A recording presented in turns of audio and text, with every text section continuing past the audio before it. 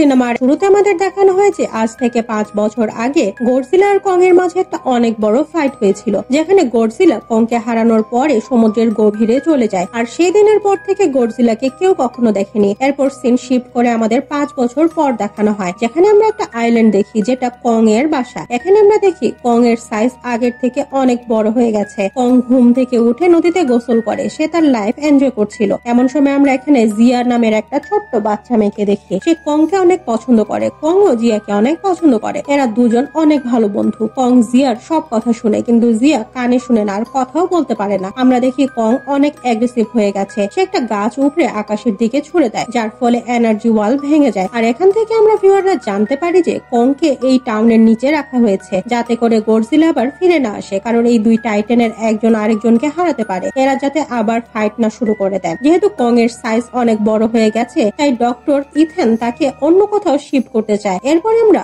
Brain নামের একটা ছেলেকে দেখি, যে এই কোম্পানিতে হ্যাকার হিসেবে কাজ করে। আর এই কোম্পানিটা একটা টেক বেসড কোম্পানি, যেটা মেশিন, রোবট ইত্যাদি হাইটেক জিনিস বানায়। কিন্তু ব্রেইনের সন্দেহ হয় যে কোম্পানি এমন কিছু জিনিস বানাচ্ছে যেটা তার বানানো একেবারেই উচিত না, তাই সে কোম্পানি সব ডেটা হ্যাক করে। এখান থেকে সে জানতে পারে যে কোম্পানি একটা বিশাল বড় অবজেক্টকে হংকং শিফট করছে। তখন সেখানে অ্যালার্ম বেজে ওঠে, আর এটা গডজিলা আসার অ্যালার্ম। দেখতে দেখতে গডজিলা সমুদ্র থেকে বাইরে চলে আসে। সমুদ্র থেকে বের হয়ে আসার সাথে সাথে গডজিলা সারা শহরে তাণ্ডব শুরু করে দেয়। সে সবকিছু ভেঙে গুড়িয়ে দিতে শুরু করে। কিন্তু কেউ বুঝতে পারছে না যে গডজিলা কেন সবাইকে এভাবে মারছে, কারণ গডজিলা তো এমন একটা টাইটান যে সবার জীবন বাঁচায়, মানুষকে সেভ করে। এখানে আমরা জানতে পারি যে গডজিলার কাছে নিউক্লিয়ার পাওয়ার আছে। গডজিলা তার নিউক্লিয়ার পাওয়ার ব্যবহার করে সম্পূর্ণ কোম্পানি ডিস্ট্রয় করে দেয়। এখন সারা দুনিয়ার নিউজে এটা দেখানো হয় যে গডজিলা ফিরে এসেছে, কিন্তু চেঞ্জ হয়ে ফিরে এসেছে। সে আর আগের মতো নেই। সে আগে মানুষদের সেভ করতো, কিন্তু এখন অনেক অ্যাগ্রেসিভ হয়ে গেছে, মানুষের উপরে আক্রমণ করছে। কোম্পানির ওনার অল্টার সবাইকে জানায় যে তারা একটা প্রজেক্টের উপরে কাজ করছে, আর তারা খুব দ্রুত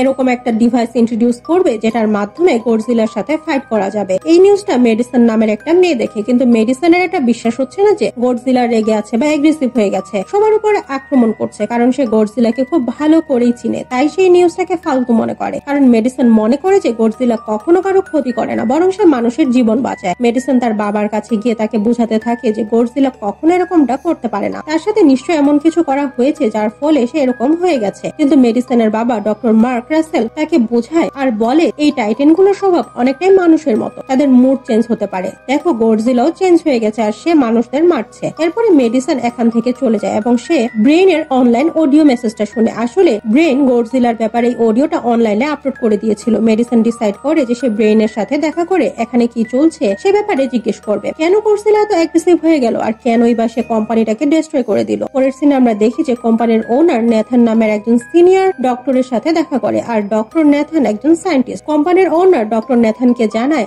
আপনার হলো আর্থের যে কনসেপ্টটা ছিল সেটা একেবারেই সঠিক ছিল, আর এটা সেই জায়গা যেখানে টাইটানদের জন্ম হয়। আসলে ডক্টর নেথানের একটা বই আছে যেখানে সে লিখেছিল যে পৃথিবীর ভেতরে আরেকটা পৃথিবী রয়েছে যেটা ফাঁপা, তাই একে ডক্টর নেথান হলো আর্থ বলে। এটা লুকিয়ে রাখা আছে যেটা কেউ দেখেনি বা দেখার চেষ্টাও করেনি, আর এই হলো আর্থে আমাদের আর্থের এনার্জি সোর্স। মিনহোয়াইল কোম্পানির ওনার ডক্টর নেথানের সাথে আরেকজন লোকের পরিচয় করিয়ে দেয়। এরপর সে ডক্টর নেথানকে জানায় আমরা হলো আর্থের ভেতরে এনার্জির একটা সোর্স খুঁজে পেয়েছি। আমরা আসলে জানি না হলো আর্থের এক্সাক্ট লোকেশনটা কোথায়, তবে এটা মাটির নিচে। আমরা যেমন করে সূর্য থেকে এনার্জি নেই, ঠিক তেমন ভাবেই এই টাইটানেরা সে এনার্জি সোর্স থেকে এনার্জি কালেক্ট করে। আমরা যদি সেই এনার্জি সোর্সটা খুঁজে পাই তাহলে আমরা গডজিলার সাথে ফাইট করতে পারবো। তখন ডক্টর নেথান তাকে জিজ্ঞেস করে কিন্তু আমরা সেই হলো আর্থ পর্যন্ত কেমন করে যাব? আজ থেকে কয়েক বছর আগে আমার ভাই সেখানে যাওয়ার চেষ্টা করেছিল, কিন্তু সে আজ আর জীবিত নেই। এদের এই আলোচনা থেকে আমরা ভিউয়াররা জানতে পারি যে হলো আর্থে কোনো গ্রাভিটি নেই, তাই এখানে সবকিছুই ফ্লোট করে। তখন ওনার ডক্টর নেথানকে বলে আপনাকে এ ব্যাপারে চিন্তা করতে হবে না, কারণ আমাদের কোম্পানি এর জন্য একটা অ্যান্টি গ্রাভিটি কার বানিয়েছে যার মাধ্যমে আমরা হলো আর্থে যেতে পারবো। কোম্পানির ওনার আরো বলে প্রত্যেকটা টাইটানের মাঝে একটা বিশেষ ধরনের এবিলিটি আছে, তারা তাদের পাওয়ারের সাহায্যে তাদের বাসা খুঁজে বের করতে পারে, তাই আমাদের কং এর হেল্প নিতে হবে। এরপর ডক্টর নেথান তার এক ফ্রেন্ডের সাথে দেখা করে এবং এই মেয়েটা আসলে একজন ডক্টর এবং সে কং এর দেখাশোনা করে। ডক্টর নেথান তাকে বোঝানোর অনেক চেষ্টা করে যে এখন কংকে তার বাসায় পাঠিয়ে দিতে হবে, আর তার বাসা হলো আর্থে। আমরা যদি তাকে এখানে বেশি দিন রাখি তাহলে সেটা তার জন্য মোটেও ভালো হবে না। যদি কং বাইরেও যায় তাহলে গডজিলা তার উপরে আক্রমণ করে দিবে, সে শুধুমাত্র হলো আর্থেই সেফ থাকবে। এখন কিছুক্ষণ আর্গুমেন্টের পরে ফাইনালি সেই ফিমেল ডক্টর কনভিন্স হয়ে যায়, কারণ এছাড়া এখন তাদের কাছে আর কোনো অপশন নেই। আফটার দ্যাট তারা সবাই মিলে কংকে হলো আর্থের দিকে নিয়ে যেতে থাকে। কংকে তারা মোটা শিকল দিয়ে বেঁধে নিয়ে যাচ্ছিল। কং এর ফ্রেন্ড মানে জিয়া কং এর সাথে সাইন ল্যাঙ্গুয়েজে কথা বলে। জিয়া এদেরকে জানায় কং অনেক রেগে আছে, কারণ তাকে শিকল দিয়ে বেঁধে রাখা হয়েছে। এমন সময় আর্মির লিডার ফিমেল ডক্টরকে বলে, আমরা গডজিলা যেখানে আছে সে রাস্তা দিয়ে যাব না, আমরা অন্য কোনো রাস্তা দিয়ে যাব, যাতে করে গডজিলা বুঝতে না পারে। এটা শুনে ফিমেল ডক্টর বলে, হ্যাঁ আমাদের এটাই করতে হবে, কারণ গডজিলা আর কং এর মাঝে অনেক আগে থেকে শত্রুতা চলছে, কারণ এরা দুজনে নিজেদের মনস্টারের কিং মনে করে। যদি এরা একজন আরেকজনের সামনে আসে তাহলে অনেক ঝামেলা হয়ে যাবে। মিনহোয়াইল আমরা মেডিসিনকে দেখি, সে তার বন্ধুকে নিয়ে ব্রেইনের সাথে দেখা করতে আসে। ব্রেইন এদের জানায় যে কোম্পানির একটা অনেক বড় কিছু বানাচ্ছে, সেই জিনিসটা বানিয়ে হংকং শিফট করে দেওয়া হবে, কিন্তু গডজিলার এটা মোটেও ভালো লাগে না, তাই সে কোম্পানির উপরে অ্যাটাক করে কোম্পানিটা ডিস্ট্রয় করে দেয়। আমরা দেখি কং এর শিপের অ্যালার্ম বাজতে শুরু করেছে। জিয়া ফিমেল ডক্টরকে জানায় গডজিলা এখানে আসছে। তখন ডক্টর নেথান জানায়, যেহেতু এখন গডজিলা বাইরে এসেছে তাই আমাদের কংকে মুক্ত করে দিতে হবে, অর্থাৎ তার চেঞ্জ খুলে দিতে হবে, যাতে করে সে গডজিলার সাথে ফাইট করে আমাদের বাঁচাতে পারে। এখন ফাইনালি গডজিলা বাইরে আসে, সে একটা শিপ ডিস্ট্রয় করে এদের দিকে এগিয়ে আসতে থাকে। যখন কং বুঝতে পারে গডজিলা এদের কাছে আসছে তখন সে জোরে চিৎকার করে ওঠে, কারণ তাকে বেঁধে রাখা হয়েছে। এখানে থাকা সবাই গডজিলার উপরে মিসাইল এবং রকেট দিয়ে আক্রমণ করতে থাকে, কিন্তু এগুলো গডজিলার উপরে কোনো কিছুই হয় না। এখানে থাকা যতগুলো অস্ত্র ছিল সবকিছুই গডজিলা ডিস্ট্রয় করে দেয়। এরপরে গডজিলা কং এর শিপের দিকে এগিয়ে যেতে শুরু করে। শুধু তাই না, গডজিলা সেখানে থাকা এদের সবগুলো শিপ ডিস্ট্রয় করে দেয়। এখন গডজিলা সায়েন্টিস্টদের শিপকে উল্টে দেয়, যার ফলে কং এবং বাকি সবাই সমুদ্রে ডুবে যেতে শুরু করে। তখন এরা কং এর শিকল খুলে দেয়, যাতে করে সে গডজিলার সাথে ফাইট করতে পারে আর তাদের সবাইকে বাঁচাতে পারে। এখানে কং এবং গডজিলার একটা ইন্টেন্স ফাইট হয়, যেখানে কং গডজিলাকে সমুদ্রের অনেক গভীরে ছুড়ে দেয়। এরপরে সে উল্টে যাওয়া জাহাজটাকে সোজা করে, যাতে করে সবার জীবন বাঁচে। কিন্তু তখন হঠাৎ করে গডজিলা আবারও সমুদ্রের গভীর থেকে উঠে আসে। সে জাহাজটার দিকে এগিয়ে যেতে শুরু করে যেখানে জিয়া আছে। এখন কং একটা শিপ থেকে অন্য আরেকটা শিপে জাম্প করে ফাইনালি সেই শিপের কাছে পৌঁছে যায়, যেটার কাছে গডজিলা আসছে। এখানে কং গডজিলাকে একটা অনেক জোরে পাঞ্চ মারে। এর উত্তরে গডজিলা কংকে আঘাত করে, যার ফলে কং নিচে পড়ে যায়। কং আবারও উঠে গডজিলার উপরে আক্রমণ করে, তাই গডজিলা সমুদ্রে পড়ে যায়। এখন গডজিলা অনেক রেগে গেছে, তাই সে তার নিউক্লিয়ার পাওয়ার ইউজ করে। এটা দেখে কং নিজের জীবন বাঁচানোর জন্য পানিতে লাফিয়ে পড়ে। গডজিলার নিউক্লিয়ার পাওয়ার এর লাইট সব জায়গায় ছড়িয়ে পড়ে। এটা দেখে এখানে থাকা সবাই অবাক হয়ে যায়, আর এখন এরা সবাই বুঝতে পারে গডজিলা কতটা বেশি পাওয়ারফুল। এখন সমুদ্রের ভেতরে এদের দুজনের ফাইট হতে থাকে। গডজিলা পানির ভেতরে নিঃশ্বাস নিতে পারে, কিন্তু কং পানির নিচে নিঃশ্বাস নিতে পারে না, তাই মনে হচ্ছিল হয়তো কং হেরে যাবে। গডজিলা কংকে মারার জন্য পানির গভীরে নিয়ে যেতে শুরু করে। তখন ফিমেল ডক্টর বলে, আমাদের দ্রুত কংকে হেল্প করতে হবে, তা না হলে গডজিলা তাকে শেষ করে দিবে। তাই এরা সবাই পানিতে মিসাইল ব্লাস্ট করতে থাকে।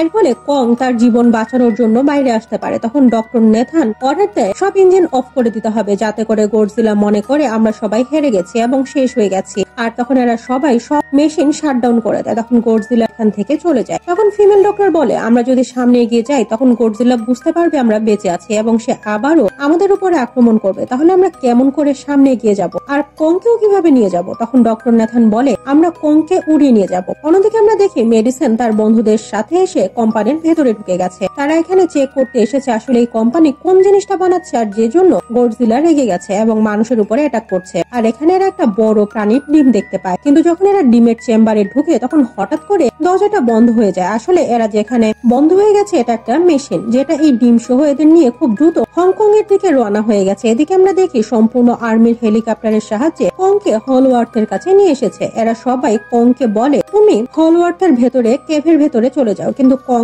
এখানে যেতে চায় না। তখন এরা ডিসাইড করে যে এরা জিয়ার সাহায্যে কংকে বুঝাবে যাতে সে হলওয়ার্থের ভেতরে চলে যায়, কারণ কং এই বাচ্চাটার কথা কখনোই অমান্য করে না। সাথে তাকে এটাও বোঝানো হবে যে তার ফ্যামিলি সেখানে আছে এবং তার মতো আরো ক্রিয়েচার সেখানে আছে। ফাইনালি কং সেই কেভের ভেতরে যাওয়ার জন্য রাজি হয়ে যায় আর সে কেভের ভেতরে চলে যায়। এরাও তাদের এন্টি গ্র্যাভিটি গাড়ির সাহায্যে কং এর পিছু পিছু হলওয়ার্থের ভেতরে যায়। এরা যখন ভেতরে আসে তখন দেখে এটা একটা অন্যরকম পৃথিবী। যেহেতু তাদের কাছে এন্টি গ্র্যাভিটি গাড়ি আছে তাই তাদের জীবন বেঁচে গেছে। এখানে অনেক ধরনের মনস্টার আছে। তখন হঠাৎ করে একটা ফ্লাইং মনস্টার তাদের এন্টি গ্র্যাভিটি গাড়ির উপরে আক্রমণ করে। এই মনস্টার সেই বাচ্চাটার উপরেও অ্যাটাক করে, কিন্তু তখন সেখানে কং এসে সেই মনস্টারকে ধরে শেষ করে দেয়। এরপরে সেই মনস্টারের মাথা তার শরীর থেকে আলাদা করে দেয়। কং দ্রুত সামনের দিকে এগিয়ে যেতে থাকে। এরা সবাই কং এর পিছু পিছু যায়। যেহেতু হলওয়ার্থে কোনো গ্র্যাভিটি নেই তাই এখানে থাকা সবকিছু ভেসে আছে। অন্যদিকে আমরা দেখি মেডিসন এবং তার ফ্রেন্ড হংকং এ পৌঁছে গেছে আর এখানে তারা সেই কোম্পানির সিক্রেট ওয়েপন সম্পর্কে জানতে পারে। আসলে এরা গডজিলাকে মারার জন্য আরেকটা গডজিলা বানিয়েছে আর এই নতুন গডজিলার নাম হলো মেগা গডজিলা। আর এই মেগা গডজিলাকে সেই লোকটা কন্ট্রোল করে, যাকে এই কোম্পানির মালিক ডক্টর নেথানের সাথে পরিচয় করে দিয়েছিল।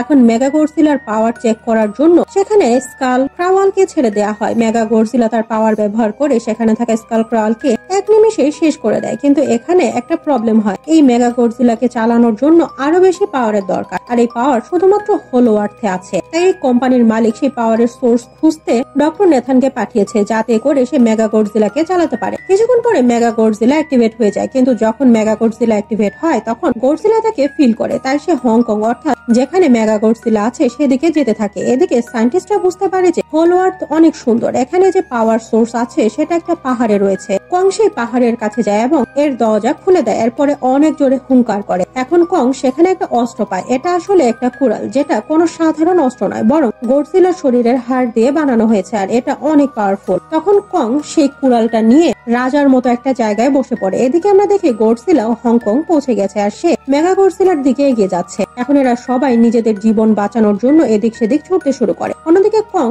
এনার্জি সোর্স পেয়ে যায়, আর সে বুঝতে পারে এই এনার্জি সোর্স দিয়েই সে তার হাতের এক্সটা চার্জ করতে পারবে, কারণ তার এক্স চার্জ হওয়ার পরে অ্যাক্টিভেট হয় এবং আরো বেশি পাওয়ারফুল হয়ে যায়। গডজিলা এটাও বুঝতে পারে যে হোলো আর্থে কেউ গেছে, যে জন্য সে তার নিউক্লিয়ার পাওয়ার মাটিতে ছুড়ে দেয়, আর এই নিউক্লিয়ার পাওয়ার মাটি ফুটো করে কং এর কাছে পৌঁছে যায়। এখানে সায়েন্টিস্টদের সাথে আসা কোম্পানির একজন এমপ্লয়ি তাদের সাথে ট্রিক করে, সে এখানে থাকা এনার্জির কিছু অংশ কোম্পানির কাছে পাঠিয়ে দেয়, যাতে করে তারা মেগা গডজিলাকে অ্যাক্টিভেট করতে পারে। যদিও ফিমেল ডক্টর তাকে এটা করতে নিষেধ করে, কিন্তু সে তার একটা কথাও শুনে না। যখন মেয়েটা বুঝতে পারে এখানে গডজিলা আসছে, তখন সে এখান থেকে পালিয়ে যেতে থাকে। তখন কং সেই মেয়েটার গাড়িটাকে ধরে সেটাকে ডিস্ট্রয় করে দেয়। কং তার এক্স হাতে তুলে নিয়ে গডজিলার সাথে ফাইট করার জন্য রেডি হয়, কারণ এই নিউক্লিয়ার পাওয়ারের সাহায্যে গডজিলা কং এর সাথে লড়াই করার ইশারা দিয়েছে। এখন কং সোজা হংকং এ চলে আসে, সে গডজিলার উপরে আক্রমণ করে, কিন্তু দুর্ভাগ্যবশত তার এক্স একটা বিল্ডিং এ আটকে যায়। এই সুযোগে গডজিলা কংকে নিচে ফেলে দেয়, আর এখানে এদের দুজনের মাঝে একটা ইন্টেন্স ফাইট হয়। গডজিলা বেশ কয়েকবার তার নিউক্লিয়ার পাওয়ার ব্যবহার করে কংকে মারার চেষ্টা করে, কিন্তু কং প্রতিবার সাহসের সাথে লড়াই করে বেঁচে যায়। এখন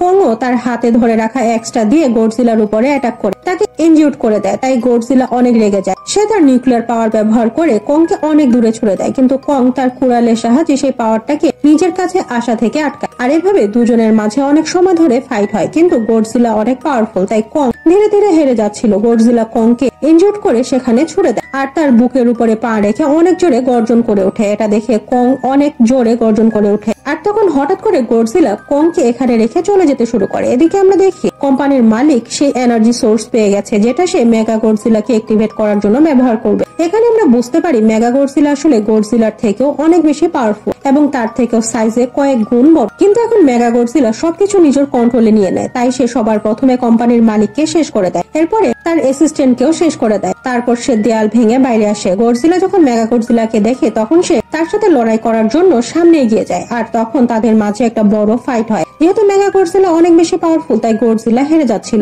মেগা গডজিলাকে মারে এবং তাকে নিচে ফেলে দেয়। মেডিসিন এবং সেই হ্যাকার মিলে সেই মেগা গডজিলার পাওয়ার অফ করে দেওয়ার চেষ্টা করে, কিন্তু এখানে সবগুলো মেশিনের কোর্স দেয়া আছে। অন্যদিকে আমরা দেখি কং ফাইটের জন্য অনেক ইনজিউরড হয়ে গেছে, আর তার অবস্থা অনেক শোচনীয়, সে এখন অলমোস্ট মারা যাচ্ছে। তখন জিয়া কং এর হার্টবিট শুনে সবাইকে জানায় কং এর হার্টবিট ধীরে ধীরে কমে যাচ্ছে। এটা শুনে ডক্টর নেথান বলে আমাদের কংকে বাঁচানোর জন্য তাকে অনেক জোরে ইলেকট্রিক শক দিতে হবে, আর এটা তারা অ্যান্টিগ্রাভিটি কার্ড দিয়ে করবে। যখন কং এর শরীরে জোরে ইলেকট্রিক শক লাগে তখন সে আবারও জেগে ওঠে। এখন মেয়েটা কংকে ইশারার মাধ্যমে জানায় গডজিলা মোটেও আমাদের শত্রু নয়, বরং আমাদের বন্ধু, তাই তুমি গিয়ে তাকে সাহায্য করবে। এখন কং গডজিলাকে বাঁচানোর জন্য যায়। যখন মেগা গডজিলা তার নিউক্লিয়ার পাওয়ার ব্যবহার করে গডজিলাকে প্রায় শেষ করে দিচ্ছিল, ঠিক সে সময় সেখানে কং চলে আসে, আর কং এখানে গডজিলাকে সেভ করে। গডজিলা এখন বুঝতে পারে কং এবং তাকে একসাথে লড়াই করতে হবে, কিন্তু মেগা গডজিলা এতটাই পাওয়ারফুল ছিল যে তারা দুজন মিলেও তার সাথে পেরে উঠছিল না। এমন সময় কং তার এক্স দেখতে পায়, কিন্তু সমস্যা হলো এখন তার কুড়ালটাতে চার্জ নেই। তারপরেও কং তার এক্সটা দিয়ে মেগা গডজিলার উপরে আক্রমণ করে, কিন্তু তখন মেগা গডজিলা উঠে কং এর উপরে আক্রমণ করতে থাকে এবং তাকে প্রায় শেষ করে দিচ্ছিল।